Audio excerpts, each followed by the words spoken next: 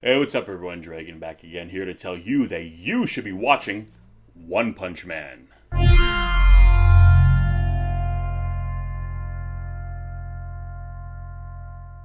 So, One Punch Man is a 2012 and ongoing manga written by the writer who goes under the pseudonym One. It kind of became, or started off as kind of a parody, if you will, kind of like the superhero genre, and then later it kind of gained some popularity as a web comic, and it started becoming illustrated by Yasuko Maruta. I hope I'm saying his name right. I'm very sorry if I am not. And basically, spawned an animated series. Now, the reason I'm focusing on the anime as opposed to the manga, usually I like to stay with the source material, is that, because the style of the manga changed a little bit. I feel that the anime kind of best encapsulates kind of the overall, nature of the story as is right now. It's kind of taken the best of everything, the current art style, and kind of wrapped it all together rather neatly. Basically, it follows the character Saitama, who, we lives in a world where superheroes and supervillains are a thing.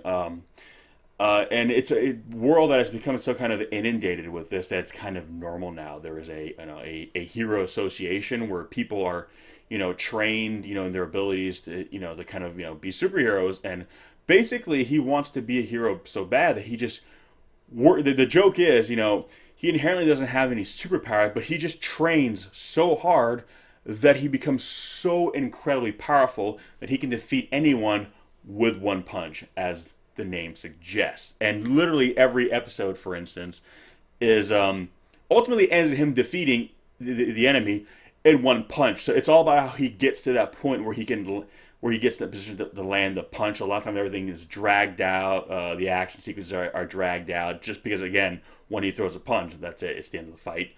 But beyond the kind of comedic visuals and kind of the very much kind of tongue-in-cheek nature of the story, it takes something rather interesting about the superhero genre, because again, superheroes have become so popular now. They've become less of a niche market, if you will, and pretty much they are mainstream now. That it kind of approaches the idea like, what if, okay, fine, what if this stuff is real?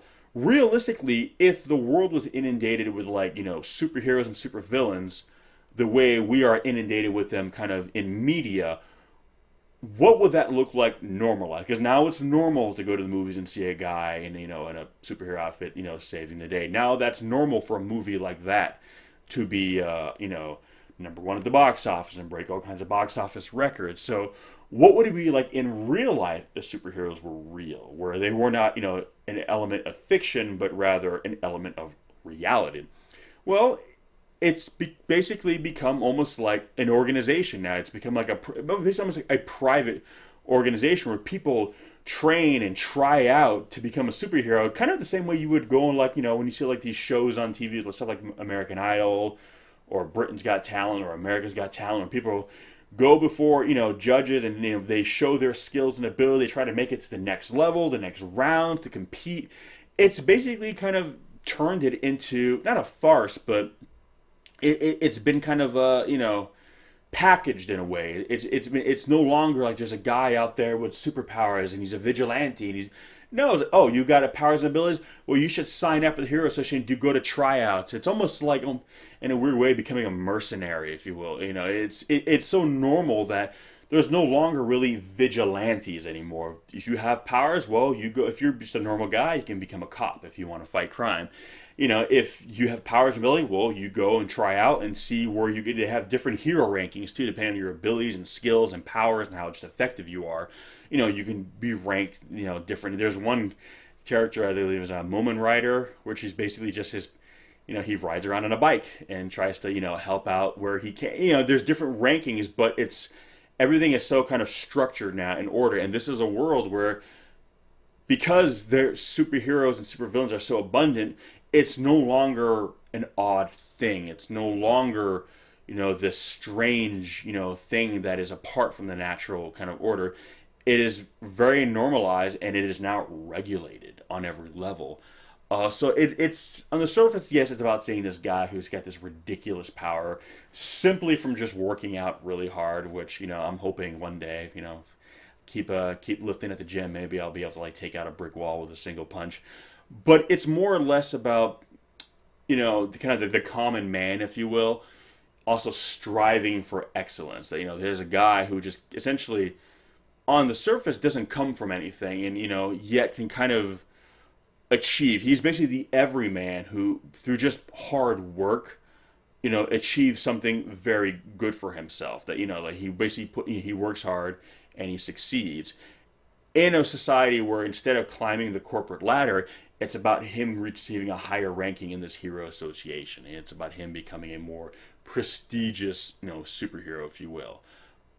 So it is interesting because again, this is a parody of kind of the superhero genre, but more so, I think it's kind of a reflection of it. It is because you took something that was very much appealed to a very specific group of people once upon a time, and now everybody likes it. Everybody goes to the movies and watches these movies. Everyone knows who these characters are now. So it's kind of basically kind of saying, okay, well, what if superheroes was not a genre? What if it was a facet of life, and it is now as big in life as it would be, as it is in media and our world? How would that translate to that? How would that look in real life? Well, again, there's an organization, there's associations, there's government backing. It's regulated now. These people are not vigilantes. They're part of an organization, and it's just interesting to see that essentially treating superheroes in life the way we kind of treat them as a genre film. There it is a profitable genre in entertainment. So naturally, if they're that abundant in real life, there would be a system in place of regulating, controlling, and utilizing them, to the best of their abilities for kind of the good of everyone, if you will. That's kind of interesting about this One Punch Man. It works on two levels. The animation is top notch. It is done by Madhouse, which has traditionally been my favorite Japanese animation studio. They've done a lot of the titles I like, and their art style is a kind of more of that classic '90s style, which if you guys watch this channel, is my favorite anime style. So they draw in that way, which I really really like. And again, I like that the animation is incredible. It's very fluid. It's very well done. The execution of the action sequences are some of the best I've ever seen, which is another reason why I'm also focusing on the anime itself, because again, it's just visually it's incredible, and it's a lot of fun to watch, especially when some of the comedic action beats.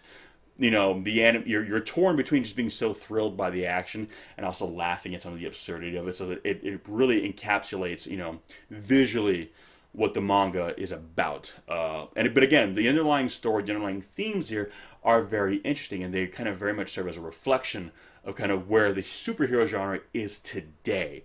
But restructuring it as if it was a real thing in life, as opposed to just a form of entertainment. And these heroes are also kind of a little bit thought of as kind of like the way you would look at your favorite athlete or something like that. People kind of know these heroes and kind of revere them in that sense too, because they're public figures now. Everyone knows who they are. But yeah, so One Punch Man, the anime. What do you think? Have you seen it? Are you familiar with it? If so, what do you think? Have you read the manga too? I know a lot of people really really love this show and are itching for a season 2. Which at the time of this recording, we do not have a season 2, but we are eagerly awaiting. If you have not seen it, put some links in the description section where you can check it out. Go check it out. If for nothing else, it's funny to watch. It's a lot of fun. The animation is, really, really good.